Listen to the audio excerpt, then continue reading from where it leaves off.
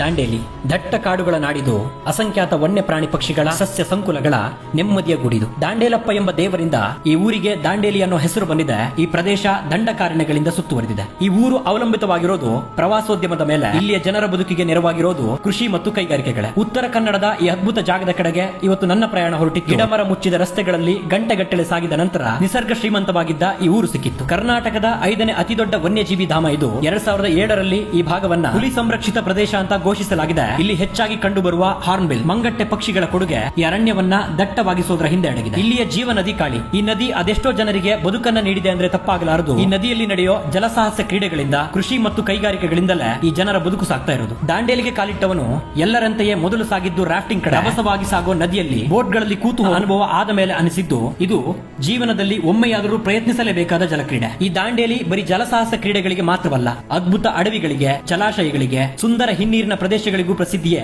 ಇಲ್ಲಿಯ ಸಣ್ಣ ಪುಟ್ಟ ತಾಣಗಳನ್ನ ಹುಡುಕಿ ಹೊರಟವನಿಗೆ ಸಿಕ್ಕ ಜಾಗಗಳು ಅದ್ಭುತವಾಗಿದ್ವು, ನನ್ನ ನಿರೀಕ್ಷೆಯನ್ನು ಮೀರಿಸುವಂತೆ. ಆ ಅದ್ಭುತ ಕಾಡುಗಳು, ಜಲಸಾಹಸ ಕ್ರೀಡೆಗಳು, ಅಲ್ಲಲ್ಲಿ ಸಿಕ್ಕ ವನ್ಯಜೀವಿಗಳು, ನದಿ ಸಂಗಮಗಳು, ಸುಂದರ ಸೂರ್ಯಾಸ್ತಮಗಳು ಒಂದೆರಡು ದಿನ ನನ್ನ ಈ ದಾಂಡೇಲಿಯಲ್ಲಿ ಕಳೆದು ಹೋಗುವ ಹಾಗೆ ಮಾಡಿತ್ತು. ಹಿಂದಿರುಗೋ ಹೊತ್ತಿಗೆ ನನಗೆ ಅದ್ಭುತವೆನಿಸಿದ ಜಾಗಗಳ ಪಟ್ಟಿಗೆ ಈ ದಾಂಡೇಲಿಯು ಸೇರಿತ್ತು. ನಿರೀಕ್ಷೆ ಇಟ್ಟು ಬಂದ ಹಾಗೆ ನಡೆಯಲ್ಲ ಈ ಟ್ರಾವೆಲಿಂಗ್ ನ ಜೀವನ. ಅನಿರೀಕ್ಷಿತ ಕ್ಷಣಗಳನ್ನ ಅನುಭವಿಸಿ ಮುನ್ನಡೆಯೋದೆ ನಿಜವಾದ ಪ್ರಯಾಣ. ನಾನು ಈ ದಾಂಡೇಲಿಯಲ್ಲಿದ್ದ 2 ದಿನಗಳು ತಂಗಿದ್ದು ನನ್ನ ಸ್ನೇಹಿತರ ಜಂಗಲ್ ಮೆಜೆಸ್ಟಿಕ್ ರೆಸಾರ್ಟ್ ಎಂಬ ಜಾಗದಲ್ಲಿ. ಅವರ ಕಾಂಟ್ಯಾಕ್ಟ್ ನಂಬರ್ ಸ್ಕ್ರೀನ್ ಮೇಲಿದೆ, ಸಂಪರ್ಕಿಸಿ. ನನ್ನ ರೀತಿಯಲ್ಲಿ ನೀವು ಸುಂದರ ದಾಂಡೇಲಿಯ ಜಾಗಗಳನ್ನ ನೋಡಬಹುದಿಲ್ಲಿ. ಇಲ್ಲಿಗೆ ಮುಗಿಯಲ್ಲ, ಮತ್ತೆ ಈ ದಾಂಡೇಲಿಯ ದಟ್ಟ ಕಾಡಿಗೆ ಮಳೆಗಾಲದಲ್ಲಿ ಮರಳುವ ಆಸೆ ಇದೆ. ಬೆಂಬಲವಿರಲಿ, ಇನ್ನಷ್ಟು ಈ ಅದ್ಭುತ ಜಾಗದ ಕೌತುಕ ವಿಷಯಗಳು ನಿಮ್ಮ ಮುಂದೆ ಬರಲಿದೆ.